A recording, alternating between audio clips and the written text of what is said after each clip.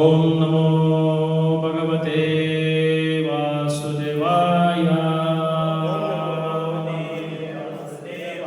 ओम नमो भगवते वासुदेवाय।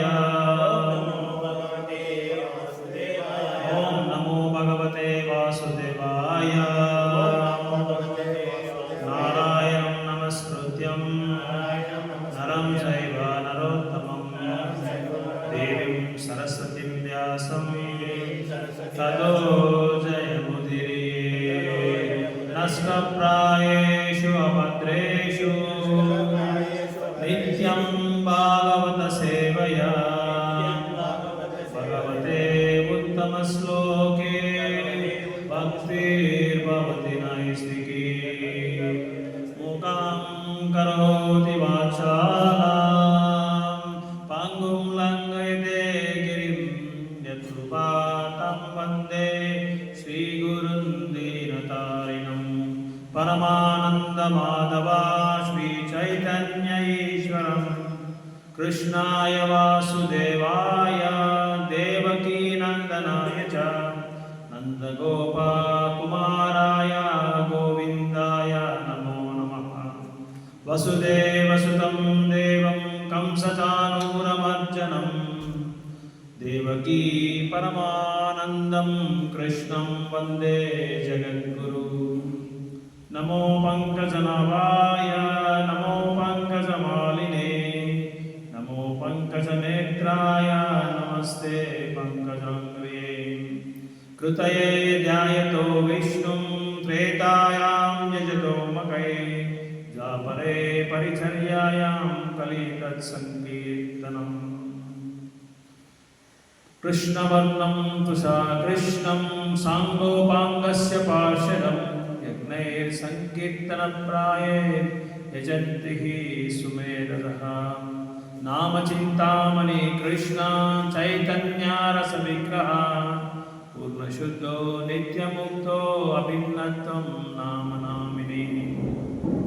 जय श्री कृष्ण चैतन्य प्रभु नित्यानंद श्री अद्वैत गदाधर श्रीवासादि गौर भक्तवृंद। हरे कृष्णा कृष्णा कृष्णा हरे हरे हरे राम राम राम हरे हरे। हरे कृष्णा कृष्णा कृष्णा हरे हरे हरे राम राम राम हरे हरे। हरे कृष्णा कृष्णा हरे हरे हरे राम राम राम हरे हरे। பக்தர்கள் எல்லாருக்கும் வணக்கங்கள்.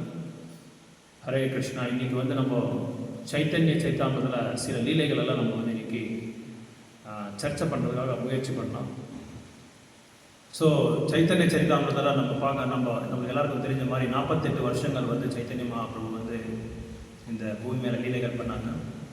ஸோ அதோட முக்கியமான காரணங்களை நம்ம கடந்த வாரத்தில் நம்ம சர்ச்சை பண்ணோம். எதுக்காக சைத்தன்ய மகாபிரபு தோணுன ஒரு உத்தேசம் என்ன. ஸோ யார் சைத்தன்ய மகாபிரபு யார், இதெல்லாம் நம்ம எல்லாம் பார்த்தோம். கிருஷ்ணதாஸ் கவிராஜ் கோஸ்வாமி அவரோட நூலில் ரொம்ப சந்நியாசத்தை பற்றி ரொம்ப ஆழமாக பகவானை பற்றி எழுதியிருக்காரு.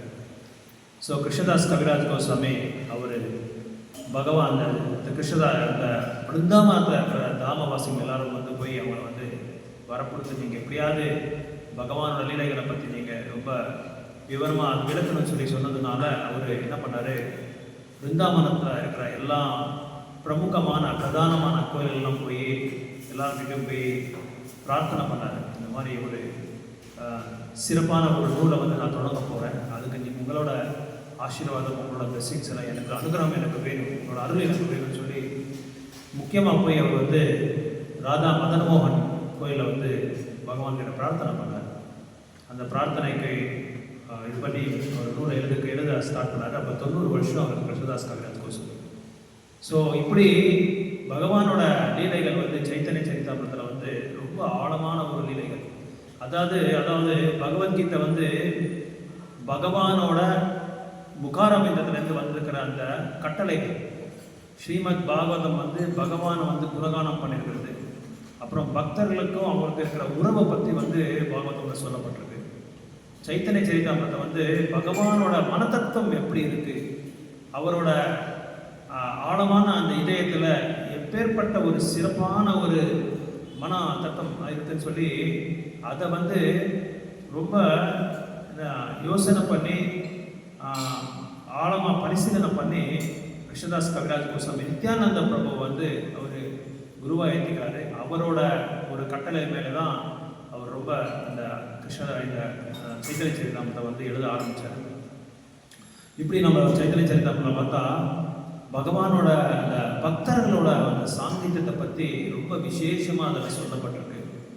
யார் ஒருத்தர் வந்து சைத்தன்ய சரிதாமத்தை வந்து ரொம்ப ஆழமாக பரிசீலனை பண்ணி படித்து அதை வந்து அந்த ஒரு பெரிய கல்வி மாதிரி அதை ஏற்றுக்கிட்டு அதை வந்து கடைபிடிக்கிறாங்களோ அவங்க வந்து இந்த பக்தியில் வந்து அந்த வினயம், அந்த பணிவு என்ற அந்த ஒரு சொல்லுக்கே வந்து எப்படி நம்ம வந்து அதை செயல்படுத்தணும் சொல்லி அதில் ரொம்ப ஆழமாக வந்து விளக்கம் கொடுக்கப்பட்டிருக்கு கிருஷ்ணதாஸ் கவிராஜனால.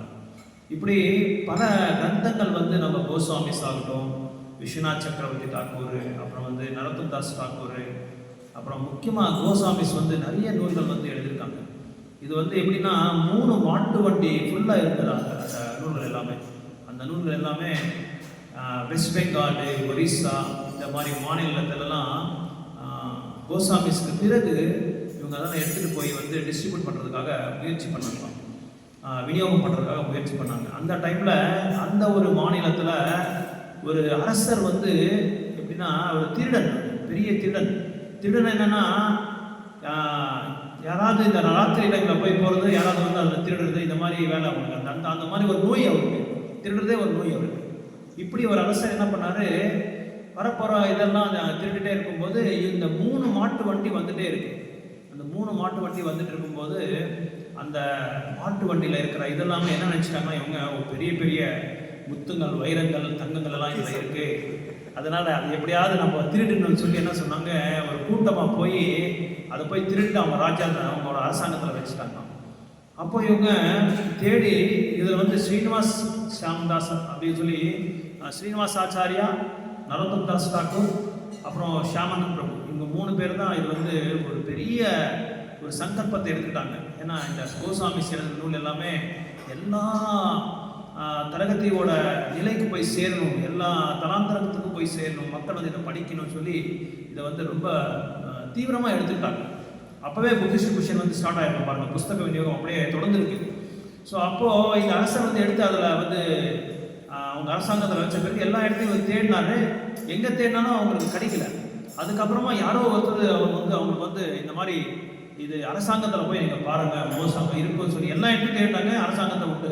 ஸோ அரசாங்கத்தில் போய் தேடினதுக்கு அப்போ ஒரு அரசர்கிட்ட சொல்கிறாரு, சுவாமி இதில் வந்து சின்னம் தங்கம் எதுவும் இல்லை, தங்கமும் வெள்ளியும் எதுவும் இல்லை, இதில் இருக்கிறது என்ன இருக்குன்னா பகவானோட பக்தர்களோட சிறப்பான அந்த மனத்தத்துவம் தான் அதில் இருக்குது.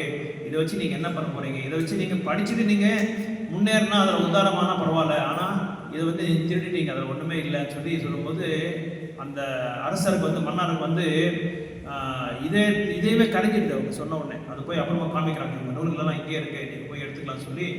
அப்போ அந்த நூல்களெல்லாம் படித்து இவங்களுக்கு சொன்னாங்க. அவங்க நரோத்தம் தாஸ் தாக்கூர் யாரோட ஒரு ஆச்சாரியா வந்து அதெல்லாம் படித்து சொல்லிட்டு இருக்கும்போது அதை கேட்க கேட்க கேட்க அவங்க மனசு கரைச்சி அவர் பக்தராகிட்டார், அந்த மன்னரும் பக்தராகிட்டார். ஸோ இப்படி சைத்தன்ய சரிதாமிரத்தோட இந்த இது வந்து சைத்தன்ய மகாபிரபு என்ன பண்ணாரு, ஃபர்ஸ்ட்டு நித்யானந்த பிரபுவும் அப்புறம் ஹரிதாஸ் தாக்கூரை வந்து அவங்கள வந்து நியமிக்கிறார். நீங்கள் தான் முதல், அவர் தான் ஃபர்ஸ்ட் ப்ரீச்சர். யாருன்னா நம்மளோட கௌடிய சம்பிரதாயத்துக்கே முதல் ஃபர்ஸ்ட் ப்ரீச்சர் வந்து நித்யானந்த பிரபுவும் அப்புறம் ஹரிதாஸ் தாக்கூர், இவங்க 2 பேரும் தான் அனுப்புகிறார் சைத்தன்ய மகாபிரபு. ஸோ அங்கே அப்போ முக்கியமாக நம்ம இதில் என்ன தெரிஞ்சுக்கணும்னா நம்மளுக்கு ஆதி குருவே நித்யானந்த பிரபு தான், பலராமர் தான் நம்மளுக்கு மூல குரு. அவரால் தான் எல்லாமே எல்லா கல்விகள் வந்திருக்குது, எல்லா ஆன்மீகமான கல்விகள் எல்லாம் அங்கே தான் தொடர்ந்துருக்கு. ஸோ இப்படி ஒரு இந்த மாதிரி நூல்களை வந்து விநியோகம் பண்ணுறது, ஹரிநாமத்தை விநியோகம் பண்ணுறது, இந்த மாதிரிலாம். ஏன்னா மக்கள் வந்து இந்த பௌத்திக உலகத்தில் ஆழ்ந்து போயிட்டு இருக்காங்க. ஒரு மன்னார் வந்து மலைக்கிட்ட போய் உட்காந்து பகவான்கிட்ட பிரார்த்தனை பண்ணிட்டு இருக்காரு. ஒரு நாள் தீவிரமான ஒரு தபஸ்யலை வந்து தொடங்கியிருக்காரு. அப்போ தொடங்கிட்டு இருக்கும்போது பகவான் வந்து அவங்களுக்கு தரிசனம் கொடுத்து அவங்கள கேட்குறாரு, உங்களுக்கு என்ன வேணும் சொல்லுங்கள், நீங்கள் உங்களோட திருப்தி, உங்களோட தபஸுக்கு நான் வந்து ரொம்ப சந்தோஷமாயிட்டேன், உங்களுக்கு என்ன வேணுமோ கேளுங்கன்னு சொல்லி. எனக்கு எதுவுமே வேண்டாம், என்னோட ராஜ்யத்தில் இருக்கிற என்னோட ராணி, என்னோட இளவரசர்கள் எல்லாருமே, அப்புறம் என்னோட மக்கள், ராஜ்யத்தில் இருக்கிற சப்ஜெக்ட்ஸ் மக்கள் எல்லாருமே வந்து உங்களுக்கு நீங்கள் தரிசனம் கொடுக்கணும். அவங்களுக்கு தரிசனம் கொடுத்து அவங்கள வந்து நீங்கள் எப்படியாவது உங்களோட ராஜ்யத்துக்கு நீங்கள் அழைச்சிட்டு போகணும்னு சொல்லி சொல்லும்போது, அப்போது இவருக்கு பகவான் சொல்கிறாரு, நாளைக்கு வந்து அந்த பெரிய மலை மேலே நான் வந்து எல்லாருக்கும் தரிசனம் கொடுக்குறேன், நீங்கள் அரசாங்கத்தில் இருக்கிற எல்லா மக்களையும் கூட்டு வந்துருங்கன்னு சொல்லி சொல்கிறாங்க. அப்போ இவர் மன்னார் என்ன பண்ணுறாரு, அந்த டைம்லாம் டங்குரா அடிப்பாங்க, போய் டங்குரா அடித்து ஆளை விட்டு டங்குரா அடிப்பாங்க. இந்த மாதிரி நாளைக்கு பகவான் தரிசனம் கொடுக்குறாரு, எல்லாருமே வரணும் மலை மேலே, நீங்களாம் பகவான்கிட்ட போகணும், வாங்கன்னு சொல்லி அங்கே அனௌன்ஸ்மெண்ட் பண்ணுறாங்க. அந்த டங்குரா அடிச்சுட்டு என்ன பண்ணுறாங்க, எல்லாரும் வந்துடுறாங்க. ராஜா ராணி முன்னாடி இருக்காங்க, அவங்க எல்லாரையும் அழைச்சிருந்தாங்க. ஏன்னா ராஜா சொன்னால் எல்லாரும் வரணும், வந்தாகணும் இல்லையா, அது கட்டளை இருக்குது. ஸோ எல்லாரும் அந்த மலை மேலே போயிட்டு இருக்காங்க. அந்த மலை ரொம்ப தூரமாக இருக்குது. நம்ம சார்தாமில் கேதார்நாத் எப்படி இருக்கோ அந்த அளவுக்கு தூரமாக இருக்குது, அந்த அளவுக்கு ரொம்ப ஹைட்டாக இருக்குது. ஸோ அந்த எல்லா ஊர் மக்கள் எல்லாமே, ராஜ்யத்தில் இருக்கிற மக்கள் எல்லாம் வந்துட்டாங்க. வர வர வர கொஞ்சம் ஒரு 10-15 கிலோமீட்டர் தாண்டினவுடனே என்ன ஆச்சுன்னா, செம்பு மலையை பார்த்தாங்க. அந்த செம்பு மலையை பார்த்த சில பேர் என்ன, ஒரு 30% அங்கேயே இருந்துட்டாங்க. ராஜா சொல்கிறாங்க, இது இல்லை நம்ம பார்க்க வேண்டியது, நம்ம அந்த என்ன சொல்கிறது, அது பிரம்மாண்ட கோட்டி நாயக்கா அவரை போய் நம்ம பார்க்க வேண்டியது, அவரை இதில் இந்த செம்பு மலையை வச்சு நம்ம என்ன பண்ண போகிறோம்னு சொல்லி கேட்டால், இல்லை இங்கே எனக்கு இந்த செம்பு மலையிலே எனக்கு போதும், நீங்கள் வேணால் போய் தரிசனம் பண்ணிக்கோங்க, நான் வரமாட்டேன்னு சொல்லி ஒரு 30% மக்கள் என்ன செய்றாங்க, அந்த செம்பு மலையிலே அங்கே இருந்துட்டு அங்கே இருக்கிறது எல்லாம் செம்பலை எடுத்து போய் இது பண்ணிட்டு இருக்காங்க, வீட்டுக்கு எடுத்துகிட்டு போயிட்டு இருக்காங்க. அதுக்கப்புறம் இன்னும் கொஞ்சம் முன்னாடி போய் ஒரு இன்னொரு 10 கிலோமீட்டர் தாண்டி போனால் அங்கே பார்த்தா வெறும் வெள்ளிமலை, ஃபுல்லாக வெள்ளிமலை. அப்புறம் அங்கே வெள்ளியை பார்த்து ஆகர்ஷணம் ஆகி என்னாச்சு, அங்கே ஒரு 40% மக்கள் அப்படியே அங்கேயே இருந்துட்டாங்க. அங்கேயே இருந்துட்டு அங்கேயே ஆளுந்து, ராஜா எவ்வளோ சொன்னாலும் கேட்கல, எங்களுக்கு ஒன்றும் தேவையில்லை, நீங்கள் போய் வேணால் பாருங்கள், மலைக்கு போய் பாருங்கள், பார்த்துக்கோங்க சொல்லி அங்கே ஒரு 40% அங்கே போயிடும், அங்கேயே இருந்துட்டாங்க. அது இன்னும் கொஞ்சம் முன்னாடி போனால், இன்னொரு 10 கிலோமீட்டர் முன்னாடி போனால் மலை ஏறிட்டே இருந்தால் தங்கமலை. அந்த தங்கமலையில் என்ன பண்ணாங்க, அங்கே ஒரு 20% அப்படியே அங்கே நின்றுட்டாங்க. தங்கத்தை பார்த்துட்டு அங்கே ஆகர்ஷணை அங்கே இருந்தாங்க. அப்புறம் இன்னும் கொஞ்சம் அப்புறம் ராஜாவும் ராணியும் என்ன சொல்கிறார், இதெல்லாம் நம்மளுக்கு வந்து சாஸ்திரம் கிடையாது, இந்த பௌத்திக உலகம் இது எத்தனை நாள் இருக்க போகுது, இது நம்மளுக்கு நம்மளோட நிலை என்ன, பகவானுக்கு வந்து சேவை செய்யணும், பகவானை வந்து தொண்டு செய்யணும். பகவானுக்கு நம்ம வந்து யார், தாசா. ஸோ அதனால பகவானுக்கு நம்மளுக்கு என்ன உறவு இருக்குது. அதனால தான் 3 முக்கியமான ஒரு பாயிண்ட் நம்ம வந்து புரிஞ்சுக்க வேண்டியதாக இருக்குது. சம்பந்தா, அபித்யா, பிரயோஜனம். எல்லா நூல்களும் நீங்கள் பார்த்தா இந்த மூணு மேலே ஆதாரப்பட்டு இதோட அடிப்படையில் தான் எல்லாம் எழுதிருக்காங்க. பகவானுக்கு நம்மளுக்கு இருக்கிற சம்பந்தம் என்ன, அந்த சம்பந்தத்தை வச்சு நம்ம என்ன பண்ணணும், அபிநயம் பண்ணணும், அதாவது பக்தி தொண்டு பண்ணணும். அந்த பக்தி தொண்டு பண்ணதால் நம்மளுக்கு என்ன பிரயோஜனம் வந்து கிருஷ்ண பிரேமையை நம்ம அடையணும். ஸோ இந்த 3 அடிப்படையில் தான் எல்லா நூல்களும் எழுதப்பட்டிருக்கு. அப்போ அந்த தங்கமலையில் சில பேர் அங்கேயே இருக்கிறாங்க. இப்படி எல்லாருமே அங்கே ஒரு மலையில் வந்து அவங்க ஸ்டாப் ஆகிட்டாங்க. அதுக்கப்புறம் பிறகுதான் ராணி பார்க்குறாங்க. ராணி கொஞ்ச தூரம் போன உடனே வெறும் முத்துங்களாக உள்ளது முத்துமலையை பார்த்தாங்க. அந்த வைரமலை, அந்த வைரமலை பார்த்து ராணி கூட ஆகர்ஷணம் ஆகிடுறாரு. ராணி ஆகர்ஷணம் அங்கேயே இருந்துட்டு, ராஜா நான் வரமாட்டேன், எனக்கு இங்கே நான் இந்த மலையில் இருக்கிறேன்னு சொல்லி அவரு சொல்கிறாங்க. அப்புறம் அவர் அழுந்துட்டே போகிறார் மன்னார், நான் இவ்வளோ கஷ்டப்பட்டு எல்லாரையும் அழைச்சிட்டு வந்து பகவானை வந்து வரவேற்க முடியுமா, நம்மளால யாராலும் வரவேற்க முடியாது. அப்போ தூய்மையான பக்தி தொண்டு, அவர் பண்ண தபஸ்யனால, அவர் பண்ண தொண்டுனால, அவர் பண்ண கைங்கரியத்தினால என்ன பண்ணாரு, பகவான் வந்து தரிசனம் கொடுக்குறேன்னு சொன்னார். அப்புறம் பகவானோட ராஜ்யத்துக்கு அழைச்சிட்டு போறேன்னு சொன்னார். ஆனால் யாருமே வரலையேன்னு சொல்லி அழுதுட்டு அப்படியே உட்காந்துட்டு இருக்கும்போது அவங்களுக்கு பகவான் காட்சி கொடுத்தாரு. பகவான் காட்சி கொடுத்துட்டு, மன்னாரே நீங்கள் எவ்வளோதான் பகவானோட பக்தி ஆன்மீகத்தை பற்றி நீங்கள் சொன்னால் கூட மக்கள் வந்து பௌத்திக உலகத்தில் ஆழ்ந்து போயிருக்காங்க. அந்த அட்டாச்மெண்ட், அதோட ஆசக்தி வந்து அவ்வளோ சீக்கிரமாக வந்து அவங்களுக்கு வந்து அது வந்து இதாகாது, செப்பரேட் ஆகாது, அதை வந்து நம்ம வேறு பண்ண முடியாது. அதுக்கு நிறைய பகவானோட பக்தர்களோட சாங்கித்யம் நிறைய வேணும். தொடர்ந்து நம்ம என்ன செய்யணும், சாங்கித்யத்தை செய்யணும். பகவானோட பக்தரோட அந்த சைத்தன்ய சரித்திரம்ன்ற ஒரு ஸ்லோகா இருக்கு. ஸ்லோகால சொல்றாங்க, பக்தஜன தூளி, பக்தஜன சேஷா, அப்புறம் பக்தஜன ஸ்ரவணம். இந்த 3 யார் ஒருத்தர் வந்து நல்லா இது வந்து அடையிறாங்களோ வாழ்க்கையில கண்டிப்பா அவங்க வந்து கோலகுலம் போய் சேர்த்துறான்னு சொல்றாங்க. அதாவது பக்தஜன தூளின்னா தூய்மையான பக்தரோட பாத தூளியை வந்து எடுத்து நம்ம வந்து பூசிக்கணுமா, ஃபோர்ஹெட்டுக்கு நம்ம நெத்திக்கு பூசிக்கணுமா. அப்புறம் பக்தர்கள் சாப்பிட்ட அந்த உத்திஷ்டாவை எடுத்து நம்ம சாப்பிடணும், அந்த சேஷத்தை நம்ம வந்து சாப்பிடணும், தூய்மையான பக்தர்கள். அதே மாதிரி பக்தர்கள் வந்து அந்த தூய்மையான அந்த பகவானை பற்றி வர்ணிக்கிறாங்க இல்லையா, அந்த வர்ணனை அந்த லீலைகளோட மகிமையை அது மனோரமா இருக்கணும். அந்த மனோரமா இருக்கிற லீலைகளை வந்து நம்ம கேட்டுட்டே இருக்கணுமா. தொடர்ந்து தொடர்ந்து கேட்க கேட்க இந்த 3 யார் ஒருத்தர் அடைகிறாங்களோ அவங்க கண்டிப்பா வந்து பகவான் கிட்ட போய் சேருவாங்கன்னு சொல்லி சைத்தன்ய சரித்திரம்னு சொல்லப்பட்டிருக்காங்க. கிருஷ்ணதாஸ் கவிதாஸ் சொல்லிடுறாங்க. இப்படி சைத்தன்ய மகாபிரபுவோட அந்த காலகட்டத்தில் காளிதாஸ் அங்க ஒருத்தர் இருந்தார். காளிதாஸ் ரொம்ப விசேஷமான ஒரு பக்தர், வந்து வைஷ்ணவர். அவரோட வேலை என்னன்னா திருடுறது தான் வேலை. அவருக்கு எப்பவும் திருடுறது தான் வேலை. என்ன திருடுறாங்கன்னா, எந்த வைஷ்ணவர் இருக்காரோ அவரோட பாதத்துலேயே திருடுறது. எந்த வைஷ்ணவர் பார்த்தாலும் அவர் பாதத்தில் திருடுறது. எந்த வைஷ்ணவர் சாப்பிட்ட உடனே அவங்க இலையில இருக்கிற அந்த எந்த உத்திஷ்டாவை சாப்பிடுறது. இந்த மாதிரி ஒரு என்ன சொல்றது, அதே ஒரு பெரிய ப்ரோக்ராமா வச்சுக்கிட்டார் அவர். ஒரு நாள் என்ன, சைத்தன்ய மகாபிரபு ரொம்ப ஸ்ட்ரிக்ட் சன்னியாசி, ரொம்ப தீவிரமான ஒரு சன்னியாசி சைத்தன்ய மகாபிரபு. அதாவது மகாபிரபு நிற்கிறாங்கன்னா எந்த மாதாஜியும் முன்னாடி நிற்கிறது இல்லை.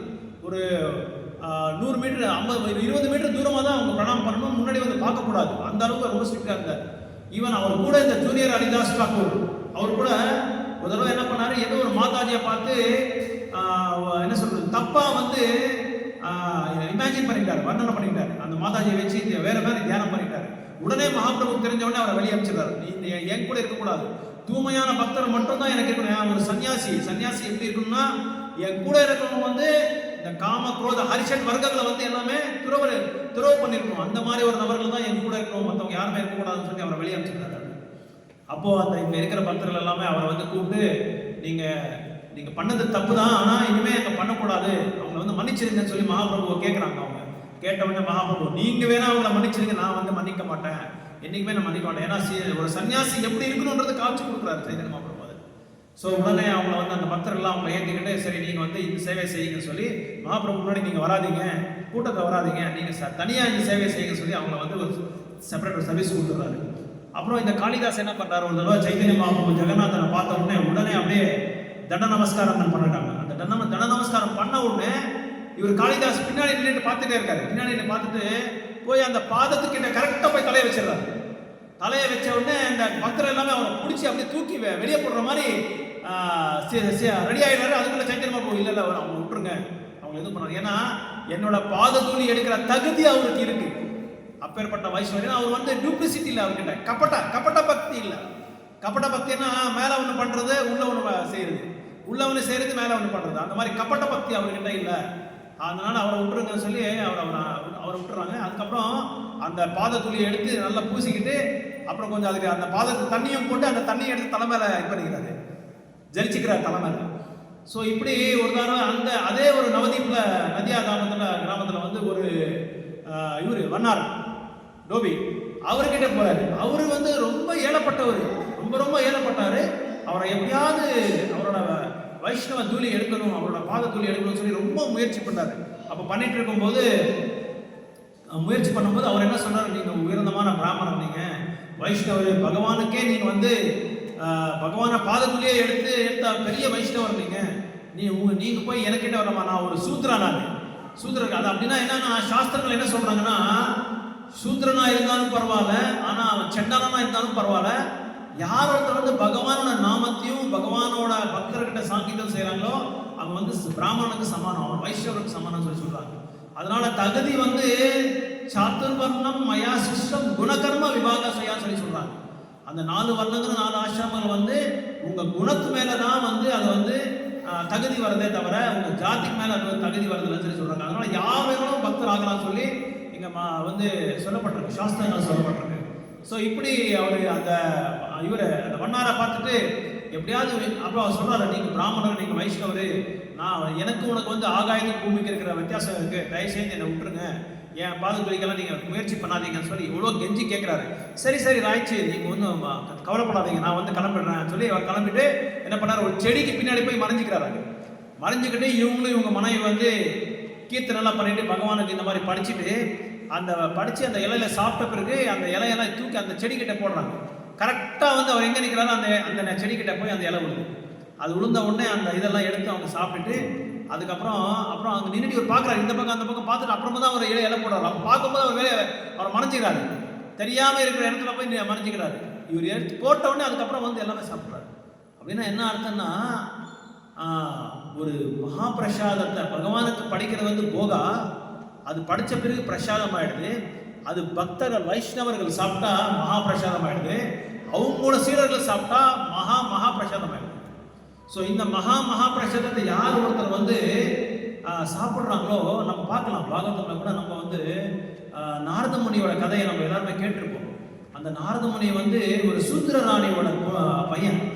அந்த சூத்திர ராணி பையன் வந்து பக்தி வேதாந்த இதே மாதிரி சத்துர் மாசத்துல வந்து அவங்களுக்கு வந்து சேவை செஞ்சுட்டு இருப்பாங்க. அந்த அம்மா நாரத மகாமுனியோட தாய், அவர் சேவை செஞ்சுட்டு இருக்கும்போது அந்த வேதாந்திஸ்டோட துணியை வந்து துவைக்கிறது, அப்புறம் வந்து அவங்களோட உத்திஷ்டவை சாப்பிட்றது, அதை வந்து சுத்தம் பண்ணுறது, அவங்க இருக்கிற இடத்த சுத்தம் பண்ணுறது, இந்த மாதிரி பண்ணிட்டு இருக்கும்போது நாரத முனியும் தன்னோட பிறவியில் வந்து அதை வந்து அவங்களுக்கு வந்து சேவை செய்கிறாங்க. அவங்கள சேவை செய்ய இந்த மாதிரி பாகவதம் சொல்லிட்டு இருக்கும்போது அந்த வேதாந்த கேட்குறாங்க. அது கேட்க இவங்க சாப்பிட்டு அந்த உத்திஷ்டாவை எடுத்து கேட்குறாங்க, எனக்கு அந்த உத்திஷ்டாவை கொடுக்குறீங்கன்னு சொல்லி உண்மையாக கேட்குறாங்க. ஏன்னா நம்ம பார்க்கலாம், நம்மளோட குழந்தைகள் எல்லாமே பௌத்திக உலகத்தில் இந்த மாதிரி ஆழ்ந்து போன பிறகு எந்த பசங்களும் கோயிலுக்கு வரமாட்டாங்க. கோயிலுக்கு வந்து சேவை செய்யறதோ, இல்லை கீர்த்தன் பாடுறதோ, இல்லை வந்து ஹரிநாமத்தை சொல்றதோ, இந்த மாதிரி ஆன்மீகமான சேவையில் யாருமே இப்போ ஈடுபடுறதில்லை. நம்ம பார்க்குறோமே எல்லாமே மொபைல் எடுத்து கேம் ஆடிட்டு இருப்பாங்க, இல்லை மற்ற பசங்க கூட சைக்கிள் விளையாடுவாங்க, இல்லை மற்ற பசங்க கூட வேற விளையாட்டு விளையாடுவாங்க. தவிர இதெல்லாம் நாரத முனி வந்து நீங்கள் ஃபர்ஸ்ட் கேண்டோல 5வது சாப்டர்ல 20வது ஸ்லோகத்துலேருந்து வந்து ஸ்டார்ட் பண்ணுறாங்க. அதெல்லாம் சொல்லப்பட்டிருக்குது, ஃபர்ஸ்ட் கேண்டோல சொல்லப்பட்டிருக்குது. நாரத முனியெல்லாம் எப்படி சின்ன பையனாக இருக்கும்போது எப்படியெல்லாம் தன்னோட வியாசதேவருக்கு உபன்யாசம் பண்ணுறாரு 5வது அத்தியாயத்தில். அந்த வியாசதேவர் உபன்யாசம் பண்ணும்போது தன்னோட பர்சனல் எக்ஸ்பீரியன்ஸ், தன்னோட அனுபவத்தை பற்றி சொல்கிறாங்க. தன்னோட அனுபவத்தை, நான் இப்படியெல்லாம் இருந்தேன், நான் பையனாக இருக்கும்போது எனக்கு ஸ்போர்ட்ஸ் மேலே இது அப்படியே எழுதுறாங்க. எனக்கு ஸ்போர்ட்ஸ் மேலே வந்து ஒரு இது இல்லை, ஆர்வம் இல்லை, எனக்கு எந்த விதமான ஆட்டத்து மேலே ஆர்வம் இல்லை, எந்த விதமான உணவு மேலே எனக்கு ஆர்வம் இல்லை, எனக்கு வந்து நிறைய பகவானை பற்றி கேட்கணும். ஸோ இப்படி தான் நான் இருந்தேன்னு சொல்லி வியாசதேவருக்கு இவர் உபன்யாசம் பண்ணுறாரு. அப்படின்னா வியாசதேவர் சாட்சாத் பகவானோட அம்சம், அவரோட வடிவம் இருந்தாலும் அவரை வந்து நாரத முனியை குருவாக ஏற்றுக்கிறார். எப்படி கிருஷ்ணர் வந்து சந்திப்பான முனியை ஏற்றுக்கிறாரோ, எப்படி ராமச்சந்திரமூர்த்தி வந்து வசிஷ்ட முனியை ஏற்றுக்கிட்டாரோ, அதே மாதிரி இவர் சைத்தன்ய மகாபிரபு வந்து ஈஸ்வரபுரியை ஏற்றுக்கிட்டார். ஸோ சாட்சாத் பகவானே வந்து குருவாக ஸ்வீகாரம் பண்ணார். அது எதுக்காக அப்படி பண்ணாருன்னா, ஒரு உதாரணத்தை வந்து குருவாக்குறதுக்காக தான் அப்படி பண்ணாரு. வர வந்து தலாந்திரத்தை வந்து பாரு, கிருஷ்ணரே பகவான் சாட்சாத் முழுமுத கடவுளே குருவா ஏற்றிருக்காரு. அப்ப நம்மளும் வந்து ஒரு போனஃபைடு, ஒரு பிராமணிகமான ஒரு தக்க குருவை நம்ம ஏற்றிக்கணும். அப்படி ஏற்றிக்கலன்னா நம்மளுக்கு வந்து இந்த ஆன்மீகமான ஒரு கல்வி வந்து நம்மளுக்கு ஒட்டாது, நம்ம வந்து முன்னேற முடியாது. நம்ம வந்து இந்த பௌதிக உலகத்துல இந்த என்ன சொல்றது துன்பக்கடல், இது பேரே துன்பக்கடல். இந்த துன்பக்கடலை வந்து நம்ம தாண்டி போக முடியாது, கரைக்கு போக முடியாதுன்றது நம்ம புரிஞ்சுக்கிறதுக்காக தான் ஒரு உண்மையான குருவை நம்ம ஏற்றிக்கணும்னு சொல்லி சொல்லப்பட்டிருக்கு. ஸோ இப்படி நாரத முனி வந்து அந்த தன்னோட உபன்யாசங்கள்லாம் சொல்றாங்க வியாசதேவருக்கு, நீங்க எல்லாமே எழுதுனீங்க, மகாபாரதத்தை எழுதுனீங்க, வேத நூல்கள்லாம் எழுதுனீங்க, ஆனா நீங்க என்ன மறந்துட்டீங்க, பகவானை வந்து புகழ்ந்து நீங்க பாடல, பகவானுக்கு பக்தர்கள் இருக்கிற அந்த உறவை பத்தி நீங்க சொல்லவே இல்லை. அதான் நீங்க சொல்ல வேண்டிய ஒரு உண்மையான விஷயம். வேற எது நீங்க சொன்னாலும் அது எப்படி இருக்கும், it is a pilgrimage for crows அப்படின்னு சொல்றாங்க. காகைகளுக்கு ஒரு புண்ணியஸ்தலம் மாதிரி. அது காகைகள் எங்க இருக்கும், கார்பேஜ்ல தான் இருக்கும். குப்பை எங்க இருக்கும், அங்க வந்து காகை சாப்பிட்டு இருக்கும். ஆனா ஒரு ஹம்சா எங்க இருக்கும், ஒரு தூய்மையான சுத்தமான ஒரு இடத்துல இருக்கும். அந்த இடத்துல தான் அது வந்து வாழும். அந்த இருக்கிற இடமே, அந்த வாத்தாவரணமே வந்து ரொம்ப சத்வ குணமா இருக்கும். அந்த மாதிரி இடத்துல தான் வந்து பக்தர்கள் இருப்பாங்க. ஸோ பக்தர்கள் என்ன பண்ணுவாங்க, சாத்தக்கா பேர்டு சொல்லி நீங்க கேள்விப்பட்டிருக்கீங்க. சாத்தக்கா பறவை. அந்த பறவை எப்படி இருக்குன்னா, எப்போ மழை வருதோ அது மட்டும்தான் தண்ணி குடிக்கும், வேற எந்த தண்ணியும் குடிக்காது, கீழேயே வந்து குடியாது. அந்த மழை வரும்போது எப்போ வந்தாலும் அந்த மழை தண்ணி மட்டும்தான் குடிக்கும். அப்படின்னா என்ன அர்த்தம்னா, மழை வரணும்னா குடிக்கிறது இல்லை, தண்ணியாக குடிக்கிறது இல்லை. அதே மாதிரி தான் பக்தர்கள் வந்து எப்படி இருப்பாங்கன்னா, தூயமான பக்தர்கள் எங்க பகவானை வந்து வர்ணனை பண்றாங்களோ, உத்தம ஸ்லோக குணானு வர்ணனை சொல்றாங்க. அந்த உத்தம ஸ்லோக பத்தி எப்ப குணகானம் பண்றாங்களோ அந்த இடத்துல மட்டும்தான் அவங்க இருப்பாங்களே தவிர வேற எந்த இடத்துக்கும் அவங்க போக மாட்டாங்க. இப்ப இது வந்து பகவானோட குணகானம் நடந்துட்டே இருக்கு, டெய்லி நடந்துட்டு இருக்கு. ஸோ இந்த இடத்துல மட்டும்தான் அங்கே பக்தர்கள் இருப்பாங்க. வேற இந்த காகைகள் மாதிரி இருக்க அபக்தர்கள்லாம் அங்கே வரவே மாட்டாங்க. ஏன்னா அவங்களுக்கு என்ன வேணும், அவங்க புலனிருப்பத்துக்கு என்ன வேணுமோ அது மட்டும்தான் வேணும், அதை மட்டும்தான் பார்ப்பாங்க. ஸோ இப்படி ஏன்னா இந்த பிரசாதம் வந்து ரொம்ப வலிமையானது, ரொம்ப வலிமையானது. அந்த பிரசாதம் சாப்பிட்ட உடனே, அந்த உத்திஷ்ட சாப்பிட்ட உடனே நாரத முனிக்கு அந்த உள்ள இருக்கிற அந்த இது எல்லாமே கல்மஷம் எல்லாமே வெளியே போயிடுச்சு, எல்லாமே மாயமாயிடுச்சு. அது மாயமான உடனே கேட்க ஆரம்பிச்சிட்டாங்க, பாகவதத்தை கேட்க ஆரம்பிச்சிட்டாரு. அதுக்கப்புறம் பக்தி வேதாந்திகளே அவங்க வந்து ஆசீர்வாதம் பண்றாங்க. நாரதமுனி இது கூட ஒரு ஸ்லோகத்தில் சொல்றாங்க, பக்தி வேதாந்திஸே அவங்க வந்து ஆசீர்வாதம் பண்றாங்க. நாரதமுனி வந்து நீ வந்து ஒரு பெரிய சிறந்தமான ஒரு பக்தராக நீ அப்படின்னு சொல்லி அவங்களுக்கு ஆசீர்வாதம் பண்ணி அனுப்புறாங்க. அவங்க போன பிறகு அவர் தூய்மையான பக்தராகிறார் நாரதமுனி. ஸோ இதெல்லாம் நம்ம பார்க்கலாம். அந்த தூய்மையான பிரசாதத்துக்கும் அந்த என்ன சொல்றது, அந்த உத்திஷ்டம் சொல்லுவாங்க, அந்த உத்திஷ்டம் யாரை ஒருத்தர் எடுத்துக்கிறாங்களோ அவங்களுக்கு வந்து கண்டிப்பாக கட்டாயமாக வந்து அவங்க தூய்மையான பக்தராகிறாங்க. எப்படியோ தூய்மையான பக்தராகிறாங்க. இப்போ நம்ம எல்லாமே சொல்லப்போனால் பிரசாதத்தினால தான் நம்மளுக்கு வந்து அவ்வளோ தூய்மையான பக்தி நம்மளுக்கு வந்திருக்கு. ஆக்சுவலாக ஏன் சொல்கிறேன்னா, பாம்பேயில் ஒரு பக்தர் இருந்தார். அந்த பக்தர் வந்து அவங்க வீட்டுக்கு முன்னாடி எப்போ ஹரிநாம சங்கீத் நகர சங்கீதத்துக்கு போயிட்டே இருப்பாங்க. நகர சங்கீத் போக போக இவர் கொஞ்சம் அந்த முஸ்லீமாக இருந்தால் கூட கொஞ்சம் நல்ல பக்தி சேவை நல்லா இருக்கு அவருக்கு. அந்த ஆன்மீகமான ஈடுபாடு நல்லா இருக்குது. நல்லா படிக்கிறது மற்றதெல்லாம் கேட்குறது. இப்போ நம்ம இவர் மாதிரி பிரசிடென்ட் இருந்தார் அப்துல் கலாம் ஆசாத், அவரை தெரியல அவருக்கு. அவர் ராமாயணம்லாம் ராமாயணம் படிச்சிருக்காரு, கேட்டிருக்காரு, மற்றவங்களுக்கு ராமாயணம் பற்றி சொல்லியிருக்காரு அவர். ஏன்னா அவர் இருந்ததே இடம் நடந்து ராமேஸ்வரம் இடத்துல. அதனால அந்த பூமி பாருங்க, அந்த பூமி அவருக்கு அந்த அளவுக்கு அந்த வைப்ரேஷன் இருக்கு. அதான் அந்த சேத்திரங்களில் தாமில் இருக்கிற அந்த ஒரு ஆன்மீகமான பலன் என்னன்னா, அந்த தாமோட அந்த வைப்ரேஷன், அந்த இன்ஃப்ளூயன்ஸ் அதை வந்து நம்மளை வந்து தாக்கும். அதனால தான் எங்கே பிரபுபாத் அதை சொல்வார். ஒருத்தர் கேட்குறாரு, பிரபுபாத் நீங்கள் சிட்டியில் தானே இப்போ இருக்கிறீங்கன்னு சொல்லி ஃபோனில் கேட்குறாங்க. இல்லை, நான் சிட்டியில் இல்லை, நான் வைகுண்டத்தில் இருந்துட்டு இருக்கேன். வைகுண்டத்தில் பகவானை பற்றி நான் புகழ்ந்து பாடிட்டு இருக்கேன். அப்படின்னா அந்த மூடு, அந்த பாவனா. ஏன்னா பக்தியில் வந்து 9 நிலைகள் இருக்கு, 9 ஸ்டேஜஸ். நவபக்தி விதானா 9 ஸ்டேஜஸ் இருக்கு, 9 நிலைகள். ஆதோ ஸ்ரத்தா, சாது சங்கா, பஜன கிரியா, நிஷ்டா, ஆசக்தி, ருச்சி, ஆசக்தி, பாவ, பிரேமா. ஸோ அந்த பாவம் எப்படி இருக்குன்னா, ஒன்ஸ் அந்த ருச்சி வந்தவொடனே என்ன வந்து நம்மளுக்கு எல்லாமே எங்கே பார்த்தாலும் பகவான் தான் தெரியும். எங்கே பார்த்தாலும் யாரை பார்த்தாலும் பகவானோட அம்சமாக தான் தெரியும். கீதா ஒரு ஸ்லோகா சொல்லுவாங்க கிருஷ்ணன், வித்யா வினயே சம்பன்னே பிராமணே கவிஹஸ்ரீ சுனிச்சைவ சபாகேச்ச பண்டிதா சமதர்ஷனா. பண்டிதர்கள் மாதிரி ஒரு தூய்மையான ஒரு பாவனை வந்து யாருக்குமே இருக்காது. அவரோட பாவாச்சாரம் எல்லாமே எல்லா இடத்துலையும் கிருஷ்ணரை பார்ப்பார். எந்த இடத்துல, ஒரு யானையில கூட கிருஷ்ணரை பார்ப்பாரு, ஒரு நாயில இதயத்துல கூட கிருஷ்ணரை பார்ப்பாரு, ஒரு பிராமணோட இதயத்துல கூட கிருஷ்ணரை பார்ப்பாரு, எல்லார்கிட்டையும் கிருஷ்ணரை பார்ப்பார் அவர். அந்த மாதிரி பாவாச்சாரம் வந்து நம்ம வளர்த்துக்கணும். அப்போதான் நம்ம வந்து பக்தி சேவை வந்து நம்ம முன்னேற முடியும். ஒரு நாளைக்கு நம்ம என்ன இன்னைக்கு தப்பு பண்ணியிருக்கோம், என்ன அபராதம் பண்ணியிருக்கோம், எத்தனை மணி நேரம் நம்ம வந்து பகவான் வந்து மறந்திருக்கோம், இதெல்லாமே நம்ம வந்து கால்குலேட் பண்ணி பிரபுபாதர் ஒரு நாளும் காலையிலேருந்து நைட் வரைக்கும் 24 hours வந்து கால்குலேட் பண்ணி பகவானை வந்து இது பண்ணிட்டு இருந்தார், ஸ்மரணம் பண்ணிட்டு இருந்தார். அந்த ஸ்மரணம் பண்ணுறது அவ்வளோ ரொம்ப இம்பார்ட்டன்ட். ஏன்னா ஸ்மரணம் வர்றதுக்கு ரொம்ப ரொம்ப கஷ்டம், ஈஸியாக வராது. இல்லை இப்போ நம்ம பகவான் இந்த கோயிலில் இருக்கிறோம், பக்தர்கள் கூட இருக்கிறோம், நம்ம வந்து புகழ்ந்து பாடுறோம், குணகாரம் பண்ணுறோம். அந்த கடைசி டைமில் வந்து சொல்கிறாங்க பத்ம புராணத்தில் 9000 சேலை வந்து நம்ம கடிச்சா எப்படி இருக்குமோ அந்த அளவுக்கு பெயின் இருக்குமா. அந்த இதை வந்து நம்ம தாங்க முடியாது. நம்ம ஐசியூவில் இருப்போமோ எந்த இதில் இருப்போமோ நம்ம சொல்ல முடியாது. இப்படி ஒரு நாள் இந்த முஸ்லீம் வந்து டெய்லி கேட்குறாரு நகர சங்கீதனை பற்றி. கேட்க இவங்களுக்கு நல்ல ஆர்வம் வந்துடுது. ஏன்னா பலராமர் இல்லையா, அந்த மிருதங்கம், அந்த கர்த்தாலு, அந்த பாடல் எல்லாமே தூய்மையான அதில் பக்தி ரச அமுதம் அதில் இருக்கும்.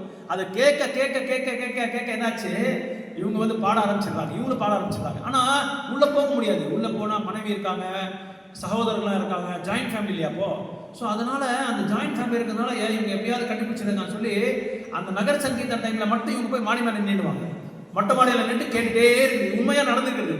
கேட்க இவங்களுக்கு அந்த ஆர்வம் ஜாஸ்தியாகி அந்த எப்படியாவது இந்த பக்தரோட தொடர்பு வரணும்னு சொல்லி மெதுவாக அவருக்கு பிஸ்னஸ் பண்ணுறதுக்கு போகும்போது ஒரு பக்தரை பார்த்து கேட்குறாங்க, என்ன இது நீங்கள் டெய்லி நகர சங்கீதத்தில் வரீங்க, ஆக்சுவலாக எனக்கு ஒன்றுமே புரியல, நீங்கள் என்ன பண்ணுறீங்கன்றது புரியலன்னு சொல்லும்போது அவர் ஒன்றா டீட்டெயிலாக அவருக்கு சொல்லிட்டு வர்றாரு. பக்தியை பற்றி இப்படி இருக்கும், 2 உலகம் இருக்கும், பௌத்திக உலகம் இருக்கும், ஆன்மீக உலகம் இருக்கும். இது வந்து மத சாரது கிடையாது, இந்த மதம் அந்த மதம் அப்படி கிடையாது, இது எல்லாத்துக்குமே ஒன்று தான். இது யூனிவர்சல் டிவோஷனல் சர்வீஸை சொல்கிறாங்க. அதாவது பூகோளமாக எந்த ஒரு நம்ம திசையில் பார்த்தா கூட இதுதான் உண்மையான பக்தி சேவை. இதான் வேத நூல்களை எழுதியிருக்காங்க. இது எல்லாமே நம்ம எல்லாமே மதங்கள்ன்றது கிடையாது. எந்த மதத்தில் எது இருக்கு, எந்த நூலில் வந்து சொல்லியிருக்காங்க நீ இந்த மதம் அந்த மதம் சொல்லியிருக்காங்களா? 2 மதம் தான், ஒன்று உடல், ஒன்று ஆத்மா. இந்த 2 மதம் மட்டும் வேற எந்த மதமும் நம்மளுக்கு கிடையாது. ஸோ அப்படி நம்ம எல்லாமே ஒரு ஆத்மஸ்வரூபம், நம்ம பகவானோட அம்சம். மமைவாம்ச ஜீவோ ஜீவலோக்கே ஜீவபூத சனாதானான்னு சொல்லியிருக்காங்க. அதனால நம்ம எல்லாமே பகவானோட அம்சங்கள் தவிர நம்ம அந்த மதம் இந்த மதம் நம்ம வந்து இந்தியன் நம்ம அமெரிக்கன் இதே கிடையாது. பார்த்தா என்ன சொல்றது, அந்த டிசிக்னேஷன்ஸே நம்ம கிட்ட இருக்கக்கூடாது. அப்படி டிசிக்னேஷன் இப்போ நம்ம கூட நம்ம பார்க்குறோம், எத்தனோ வருஷமா நம்ம வந்து இந்த கிறிஸ்தவன் இருக்கோம், யார்கிட்டயாவது நம்ம எப்பயாவது நீ என்ன ஜாதின்னு சொல்ல நம்ம கேட்டிருக்கோமா? அந்த வாயிலே நம்மளுக்கு வரவே வராது. நான் நிறைய அனுபவம் பார்த்தேன். எந்த பக்தரோட தான் நீ எந்த ஜாதி, நீ எங்க இருந்து வந்த, உன்னோட இது என்ன, உன்னோட பேக்ரவுண்ட் என்ன, என்னைக்கு நம்ம கேட்டதே கிடையாது. அது ஆட்டோமேட்டிக்காக நம்ம அந்த பிரபுபாதர் புஸ்தகத்தை படிச்சு வைஷ்ணவோட புஸ்தகங்களை படிச்சு நமக்கு மறந்துருச்சு. அதுக்கு முன்னாடி நம்ம கேட்போம், நிறைய ஸ்கூலுக்கு போகும்போது காலேஜுக்கு போகும்போது நம்ம பிஸ்னஸ்ல ஆஃபீஸில் எல்லாரையும் கேட்போம். அவனோட பேக்ரவுண்ட் எல்லாம் நம்ம கேட்போம். ஒரு வேலைக்கு வரானா ஒரு அவங்ககிட்ட நம்ம ஒரு ஸ்நேகிதம் பண்ணணும்னா நம்ம எல்லாமே அவன்கிட்ட கேட்குறோம். நீ எங்கேருந்து வந்திருக்க, நீ என்ன வந்திருக்க, உன்னோட பேக்ரவுண்ட் என்ன, நீ எந்த ஊர் எந்த ஜாதி எல்லாமே கேட்போம். ஆனால் பாருங்க, அந்த கீதையை படித்த உடனே அந்த வைஷ்ணவரோட அந்த மனத்தத்துவம் நம்ம படித்த உடனே நம்மளுக்கு அந்த இது ஆட்டோமேட்டிக்காக ஸ்பான்டேனியஸாக நம்மளுக்கு போயிடுச்சு. நம்ம அந்த இதே வராது, நம்மளுக்கு அந்த உத்தேசமே வராது. ஸோ இப்படி நாரதமுனி அவனோட பர்சனல் எக்ஸ்பீரியன்ஸை பற்றி சொல்லிட்டே இருக்காரு. இப்படி காளிதாஸ் என்ன பண்ணாருன்னா, அந்த இவர்கிட்ட வனார்கிட்ட போயிட்டு அதெல்லாம் எல்லாம் அந்த ஸ்லேஷத்தெல்லாம் எடுத்துட்டாரு.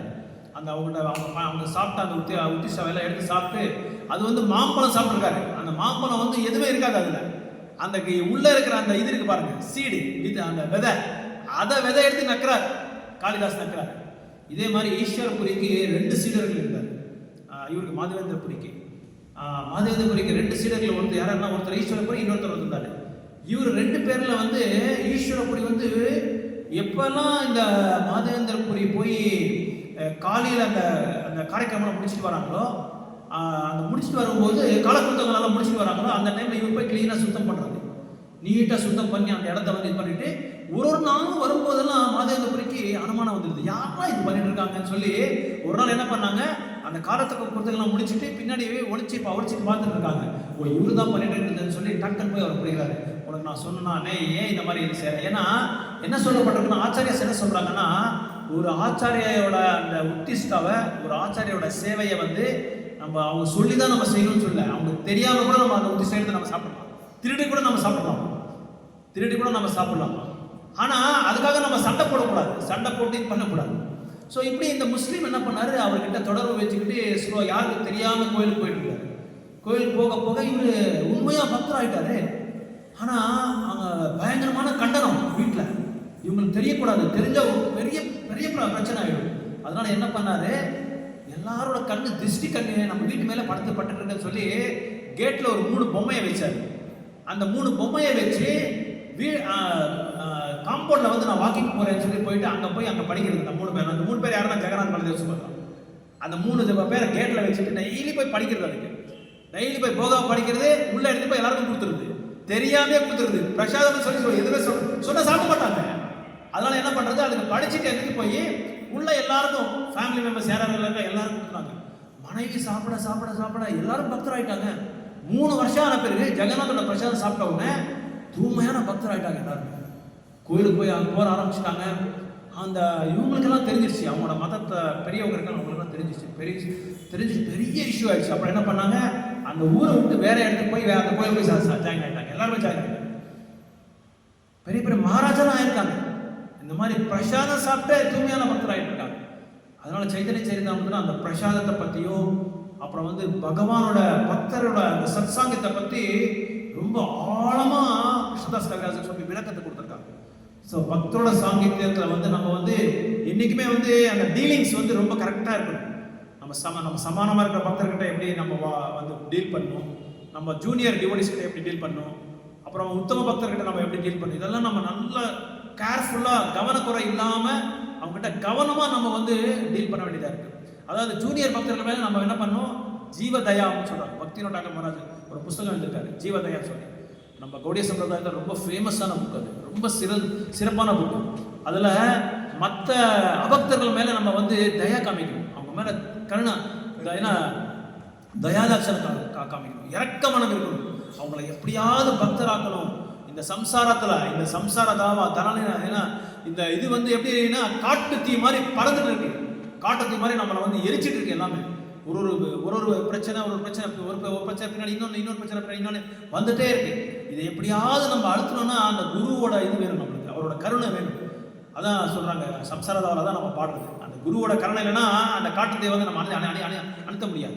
ஸோ இப்படி அந்த முஸ்லீம்ஸ் வந்து எல்லாருமே பக்தராயிட்டாங்க. எல்லாரும் பக்தராகி அப்புறம் அந்த கோயிலுக்கு ஒரு பெரிய இதாயிட்டாரு, பெரிய பிரச்சாரக்கர் ஆயிட்டாரு. எங்கே போனாலும் புக் டிஸ்ட்ரிபியூஷன் பண்ணுறது இந்த மாதிரி போய் அப்புறம் ஃபாரின் கண்ட்ரிஸ்லாம் வெளியே போய் இப்போ எல்லா ஊர்லேயும் பிரச்சாரம் பண்ணிட்டு இருக்காங்க. எல்லா நாட்டிலலாம் யூஎஸ்க்கு போயிட்டு இங்கிலாந்து போயிட்டு பிரச்சாரம் பண்ணிட்டு இருக்காங்க. அந்த ஏன்னா அங்கே இருந்த ப்ராப்ளம் ஆயிடுது இல்லையா, அதனால வெளியே போயிட்டாங்க, வெளியே போய் பிரச்சாரம் பண்ணுறாங்க. ஸோ இப்படி சைத்தன்ய சரித்திரத்தில் அந்த பணிவை பற்றியும், அதுக்கப்புறம் தயாதாட்சணத்தை பற்றியும், அதுக்கப்புறம் வந்து மற்ற பக்தர்கள்கிட்ட நம்ம வந்து அபராதம் பண்ணாமல் மனசில் எதுவுமே வச்சுக்காம அவங்கள வந்து எப்படி நம்ம டீல் பண்ணுறது, யாருக்குமே எந்த விதமான துன்பத்தை கொடுக்காம நம்ம வந்து பக்தி தொண்டு பண்ணால் அதில் வந்து இருக்கிற அந்த ரசம், அந்த என்ன சொல்கிறது, அந்த மெலோஸ், அந்த பக்தி ரசாமத்தை வந்து நம்ம வந்து உணரலாம். அதனால தான் அந்த டீலிங்ஸ் வந்து ரொம்ப ரொம்ப இம்பார்ட்டன்ட். நம்ம பக்தி தொண்டு பண்ணுறோம், ஆனால் ஒரு பக்தரை நமக்கு எங்கள் குருமலா சொல்கிறாரு, ஈவன் கர்மியை கூட திட்டக்கூடாதுன்றாங்க. ஒரு கர்மியாக இருந்தால் கூட நம்மளால இருக்க முடியல, கர்மிகள் ஏதாவது நம்ம பண்ணிட்டா நம்ம பக்திக்கு ஏதாவது விருத்தமாக பண்ணால் நமக்கு கோவம் வந்துடுது, உடனே நமக்கு கோவம் வந்துடுது. அப்போ கூட நீ சைலண்டாக இருக்கணும், அவங்களோட ஆசீர்வாதம் கூட உனக்கு வேணும்னு சொல்லி சொல்கிறாங்க. அப்போ தான் நீ அவனுக்கு பிரச்சாரம் பண்ண முடியும். அவன் மேலே நீ வந்து ஒரு விருதம் எதிரியாக இருந்தால் நீ வந்து அவனுக்கு பிரச்சாரம் பண்ண முடியாது. அப்போ நீ எப்படி இறக்கமனை காமிக்க முடியும்? அவனால இறக்கமனை காமிக்க முடியாது. அதனால தான் நம்ம வந்து இந்த சாஸ்திரங்களை நிறைய இந்த கீதையும் பாகவதம் சைத்தன்ய சரித்திரம் ஆழ்ந்து நம்ம படித்து நம்ம புரிஞ்சுக்கிட்டு அப்ளிகேஷன் ரொம்ப இம்பார்ட்டன்ட். எல்லாம் நம்ம எல்லாம் பண்ணுவோம், படிக்கிறோம், அதை வந்து நம்ம புரிஞ்சுக்கிறோம். ஆனால் நம்ம தினசரி தைனந்திக வாழ்க்கையில் வந்து அதை வந்து அப்ளை பண்ணும்போது அது வந்து ரொம்ப முடியாத காரியம். ப்ராக்டிக்கலாக நம்மளால் பண்ண முடியாது. அதை பண்ணுறதுக்காக தான் நம்ம வந்து முயற்சி பண்ணுறோம். அதான் இருக்கிற பக்தி தொண்டிலேயே உயர்ந்தமான ஒரு நிலை. அதுதான் அதை வந்து ஆச்சாரியஸ் பண்ணி காமிச்சாங்க. கோசாமிஸ் அப்புறம் வந்து அவங்களுக்கு வந்த பிறகு வந்த அந்த பரம்பரை எல்லாமே அதை வந்து காமிச்சாங்க. சுவாமி பிரபுபாதர் அதை காமிச்சாங்க, நாராயண மகாராஜ் இதெல்லாம் பண்ணி காமிச்சாங்க. இப்படி தான் இருக்கணும்னு சொல்லி காமிச்சாங்க. ஏன்னா பிரபுபாதர் போகும்போது எதுவுமே இல்லை அவர்கிட்ட, 40 ரூபா விட்டு எதுவுமே இல்லை. ஒரு இதுக்கு பாத்ரூமுக்கு ரெஸ்ட் ரூம் போனால் கூட 3 கிலோமீட்டர் தூரமாக நம்ம இந்தியன்ஸ் யாரோ ஒருத்தர் வந்து அமெரிக்காவில் வச்சிருந்தாரா கடை, மளிகை கடை, அங்கே போயிட்டு வந்துட்டு இருந்தாராம் டெய்லி. நம்மளால முடியுமா? வீட்டில் நம்ம ஒரு 2 நிமிஷம் கூட நம்மளால இருக்க முடியாது. டெய்லி அங்கே சேன் பண்ணிட்டு போய் அதை அங்கெல்லாம் குளிச்சுட்டு அதுக்கப்புறமா தான் வருவாராம். இப்படியெல்லாம் கஷ்டப்பட்டிருக்காரு பிரபுபாதர். சுவாமி பிரபுபாதர் இப்படியெல்லாம் கஷ்டப்பட்டிருக்காரு. எதுவுமே அவங்ககிட்ட இல்லை. நம்ம இப்போ ஒரு இடத்துக்கு போகிறோம்னா, இப்போ ஒரு என்ன இது பானியட்டி ப்ரோக்ராமே நம்ம பண்ணோம்னா எவ்வளோ நம்ம அரேஞ்ச்மெண்ட் பண்ணுறோம், எவ்வளோ வசதி பார்க்குறோம். நம்ம பஸ்ஸு நல்லா இருக்கா, சீட்டு நல்லா இருக்கா, விண்டோ பக்கத்தில் உட்காரலாமா, அங்கே போன பிறகு நம்ம குளிக்கிறது இடம் இருக்கா, ரூமு நல்லா இருக்கா, குளிராக இருக்குமா, வெயிலாக இருக்குமா, எல்லாமே பார்க்குறோம். எல்லாமே பார்த்துட்டு தான் நம்ம போகிறோம். ஆனால் இந்த சௌகரியத்தை எல்லாமே விட்டுட்டாரு பிரபுபாதர். அவங்க ஆச்சாரியாஸ், அவங்களோட கௌடிய மட்டில் இருக்கிற எல்லா பிரதர்ஸும், காட் பிரதர்ஸ் எல்லாமே, ஆன்மீக சகோதரர்கள் எல்லாமே எதுவுமே பார்க்கல. அவர் பார்க்காமையே தனக்காக எதுவுமே, அவங்களுக்காக சுயநலத்துக்காக எதுவுமே அவங்க வந்து பண்ணல. எப்படியாவது பக்தர் ஆக்கணும். இந்த என்ன சொல்றது, இந்த உலகத்தை வந்து ஆன்மீகமயம் ஆக்கணும், பிருந்தாவனம் ஆக்கணும் எப்படியாவது. ஸோ பிருந்தாவனமாக்கி எப்படியாவது இந்த வெஸ்டர்ன் கண்ட்ரீஸ்ல போய் உங்களுக்கு என்ன இருக்கு, சூன்யவாதி பாশ্চাত্য தேசத்தை சொல்றாங்க. இந்த பாশ্চাত্য தேசத்துக்கு வெறும் சூன்யம் தான், வேற எதுவுமே கிடையாது. அப்பேற்பட்ட அந்த சூன்யத்தில் என்ன பண்ணாங்க, இந்த பெரிய பௌதிக உலகத்துல ஒரு பெரிய கோலக விருந்தானத்தை உருவாக்கிட்டார். அதை தான் நம்ம வந்து இப்போ வந்து ஒன்றுன்னா நம்ம வந்து ஃபாலோ பண்ணுறதுக்கு, அதை வந்து மற்றவங்களுக்கு பக்தி கொடுக்கறதுக்காக நம்ம வந்து முயற்சி பண்ணணுமே தவிர, நம்ம என்ன செய்யணும், பிரச்சாரம் தான் ரொம்ப இம்பார்ட்டன்ட். ரொம்ப ரொம்ப பிரபு அவ அடிக்கடி சொல்லுவார், பிரச்சாரத்துக்கு ரொம்ப ரொம்ப முக்கியத்துவத்தை கொடுக்கணும். ஏன்னா நம்ம என்ன படிக்கிறோமோ, என்ன நம்ம வந்து செயல்படுறோமோ, நம்ம என்ன ஆச்சரணை பண்ணுறோமோ, அது மற்றவங்களுக்கு போய் நம்ம சொல்லணும். மற்றவங்க போய் சொல்லாமல் இருந்தால் அது என்ன ஆகும், தெலுங்குல சொல்லுவாங்க மூஸ்பெட்டி பாசுபையா சொல்லுவாங்க. அந்த மாதிரி எது நம்ம வந்து முடி வச்சிருக்கோமோ அது இருக்காது, அழிஞ்சு போயிடும். அதனால பிரச்சாரம், ப்ரீச்சிங் இஸ் எசன்ஸ் சொல்றாங்க. ஸோ ஒரு நாளும் நம்மளால என்ன பண்ண முடியுமோ, சைத்தன்ய மகாபிரபு அதான் சொல்றாரு, உன்னால என்ன சேவை பண்ண முடியுமோ அந்த சேவை செய். உனக்கு அறிவு இல்லையா, கோயிலில் வந்து சேவை செய். உனக்கு அறிவு இருக்கா, உன் அறிவை வச்சு நூல்களெல்லாம் நல்லா படிச்சு மற்றவங்க அந்த நூல்களை பற்றி அதோட பிரபாவத்தை சொல்லு, அதோட எதை வந்து சொல்லு, நீ அதோட மகிமையை சொல்றாங்க. நல்ல பணம் இருக்கா, கோயில் கட்டு, புக்ஸ் வந்து பிரிண்ட் பண்ணு. பக்தி சித்தாந்த சாமி வராது அதான் சொல்றாரு பரமகுரு. உங்களுக்கு கோயில் கூட கட்டாதீங்க, நீங்க புக்ஸ் நிறைய டிஸ்ட்ரிபியூட் பண்ண சொல்றாங்க, நிறைய பிரிண்ட் பண்ணுங்க புக்ஸ் போய். ஏன்னா எல்லாருக்குமே நம்ம போய் சொல்ல முடியாது. இப்போ நம்ம இந்தியாவில் வந்து 140 கோடி மக்கள் இருக்காங்க, எல்லாருக்குமே நம்ம போய் பண்ண முடியுமா, என்ன பண்ண முடியாது. அதனால புக்ஸ் டிஸ்ட்ரிபியூஷன் எந்த அளவுக்கு நம்ம புஸ்தக விநியோகம் பண்ணிட்டு இருக்கோமோ அந்த அளவுக்கு ரீச் இதாகிட்டே இருக்கும். அதனால தான் book distribution plays a very major role. ஒரு பெரிய ஒரு இம்பாக்ட் கொடுக்கும், ஒரு நல்ல ஒரு இன்ஃப்ளூயன்ஸ் பிரபாவம் பண்ணுறது வந்து புக்ஸ் தான். இப்போ நம்ம எல்லாம் பிரபு கூட இப்போ சொல்லிட்டு இருந்தார் சாயங்காலம், நான் இந்த பகவத்கீதை புக்கை எடுத்து அது படித்த பிறகு தான் எனக்கு இந்த கிருஷ்ண உணர்வு வந்ததுன்னு சொல்லிட்டு இருந்தார். ஸோ அந்த ஒரே ஒரு புக்கு பாருங்க, இன்னைக்கு தாயப்ப தோட்டம் ஃபுல்லாமே வைகுண்டம் பண்ணிடுச்சு. அது கோலகுரு தானே அது உருவாக்கிடுச்சு. ஜஸ்ட் ஒரே ஒரு பிரபாதோட அந்த கீதா, அந்த பகவத்கீதை பாருங்க, ஒன்னே ஒன்று என்ட்ரானது, ஒரே ஒரு புக்கு பிரவேசம் பண்ணதுனால எவ்வளோ பிரபாவம் இருக்கு பாருங்க. இன்னைக்கு எத்தனை மக்கள் வந்து ஒரு பெரிய கோயிலுக்கு வந்திருக்கு, அந்த கோயிலில் வந்து பகவான் பக்தர்கள்லாம் வராங்க. அதுக்கே ஒரு ஃபேமிலியை வந்து செலக்ட் பண்ணிட்டார் பகவான். இதெல்லாம் நம்மளோட முடியாது, நம்ம கிட்ட எல்லாம் இது முடியாது. இது நம்மளோட இது கிடையாது, நம்மளோட எனர்ஜியோ நம்மளோட சக்தியோ கிடையாது. நம்மளோட குரு மகாராஜ், நம்மளோட குருநாதர், வைஷ்ணவர்கள், ஆச்சாரியாஸ், பகவானே வந்து அவர் வரன்னு சொல்லி அவருக்கு இங்க இருக்கு சங்கல்பம் இருக்கு. அவருக்கு இங்க வந்து ஆகணும், நான் வந்து எல்லாம் காட்சி கொடுக்குறேன்னு சொல்லி அவருக்கு ஒரு சங்கல்பம் இருக்கு. அதனாலதான் அவர் வந்திருக்கிறது. நம்ம வந்து நம்மளோட பிரார்த்தனை இருக்கு, நம்மளோட பிரார்த்தனை வந்து ரொம்ப ஸ்ட்ராங்கா இருக்குது. ஏன்னா அவருக்கு தெரியும் யார்கிட்ட என்ன அந்த டெடிகேஷன், யார்கிட்ட வந்து என்னை பார்த்துக்க முடியும்ன்றது அவருக்கு தெரியும். அவருக்கு என்னை பார்த்துக்க முடிகிற தகுதி அவருக்கு இருக்கா, அந்த சக்தி அவர்கிட்ட இருக்கா, அந்த ஆர்வம் அவருக்கு இருக்கான்னு சொல்லி அவர் பார்க்குறாரு. சனாதன கோஸ்வாமி கூட பாபாஜி அவர் எதுவுமே ஏழப்பட்டவர். அவர்கிட்ட பாபாஜினா என்ன இருக்குன்னா, ஒரு ஜஸ்ட் ஒரு கம்சா ஒன்று இருக்கும், மேலே ஒரு துணி இருக்கும், அவ்வளோதான். நீங்கள் பார்த்துருப்பீங்களா கோஸ்வாமி சார். அப்படி சனாதன கோஸ்வாமி என்ன பண்ணாரு, என்ன பண்ணுறதுன்னா மதுக்கரின்னு சொல்லுவாங்க. பிருந்தாவனம் மதுக்கரின்னா இந்த தூய்மையான பக்தர்களோட வீட்டுக்கு போய் பிச்சை எடுக்கிறது. அவங்க இந்த பாபாஜிஸ் வராங்கன்ட்டு ஒரு 5 ரொட்டி 4 ரொட்டி எடுத்து வச்சு விடுவாங்க. வேற யாருக்குமே கொடுக்குறது இல்லை, அவங்க அந்த பாபாஜிக்கு மட்டும்தான் கொடுப்பாங்க. அப்படி இவர் போய் அந்த மதுக்கரையை எடுத்துட்டு போய் இவர்கிட்ட ஒரு சின்ன ராதாகிருஷ்ண விக்ரம் இருக்குது, ராதா மதன் விக்ரம். அதுக்கு வந்து இவர் படிச்சுட்டு இருந்தார். இவர் படிச்சுட்டு இவர் அதை சாப்பிட்டு இருந்தார். மாவு வாங்கிட்டு போயிட்டு சப்பாத்தி பண்ணிட்டு ரொட்டி பண்ணிட்டு அதை சாப்பிட்டுருப்பாரு. ஒரு நாள் இந்த ராதாமான் மோகன் வந்து ஒரு இல்லர்வாசி வீட்டில் அவர் இருந்தார். இல்லர்வாசி வீட்டில் அவருக்கு அங்கே சேவையை வாங்கிட்டு சேவையை ஸ்வீகாரம் பண்ணிட்டு இருந்தார். அப்போ என்ன பண்ணாரு, இந்த சனாதன கோஸ்வாமியோட அந்த தூய்மையான பக்தி தொண்டை பார்த்து, அந்த பணிவோட பக்தியை பார்த்து என்ன பண்ணாரு, இங்க எனக்கு இருக்க விருப்பம் இல்லை, நான் அந்த பாபாஜி கிட்ட போயிடுறேன்னு சொல்லி அந்த பாபாஜி கிட்ட போயிட்டார்.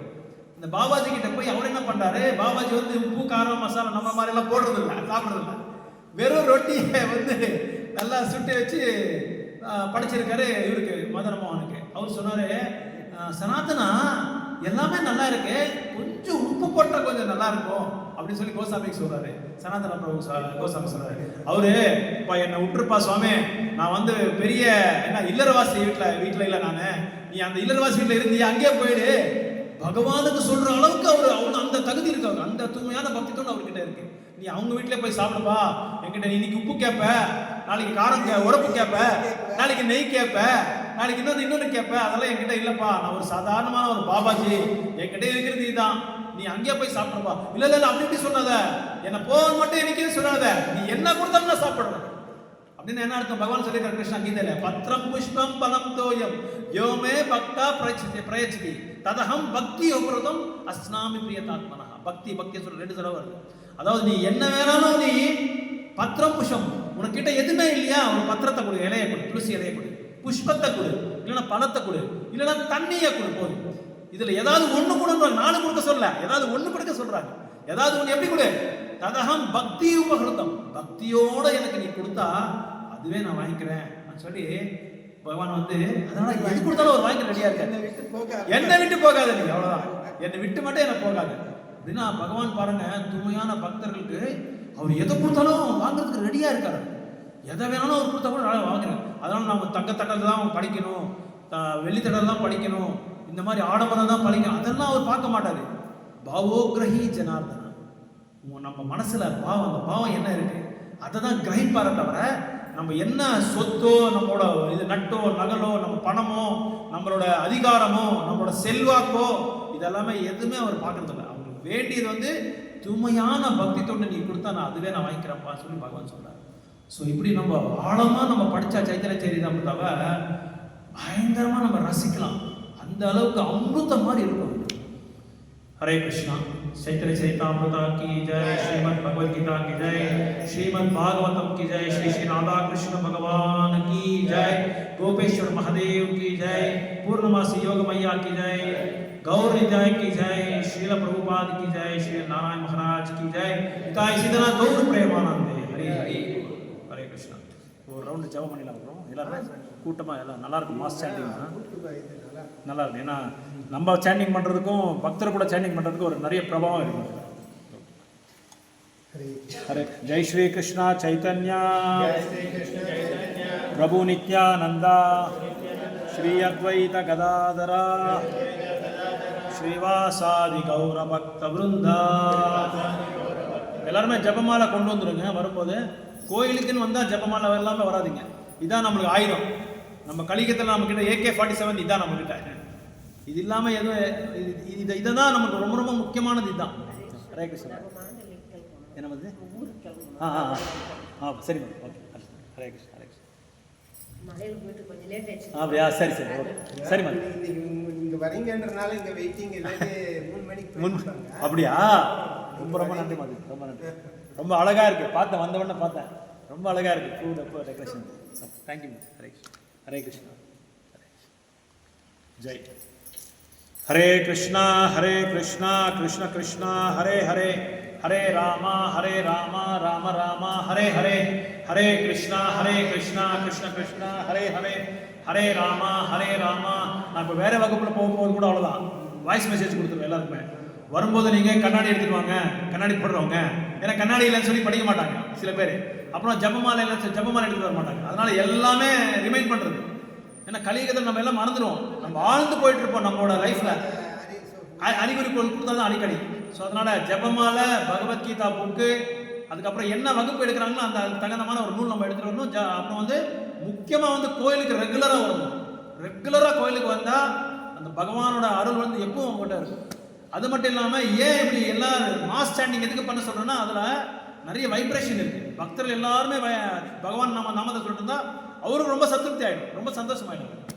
ஹரே கிருஷ்ணா கிருஷ்ண கிருஷ்ணா ஹரே ஹரே ஹரே ராம ராம ராம ஹரே ஹரே ஹரே கிருஷ்ணா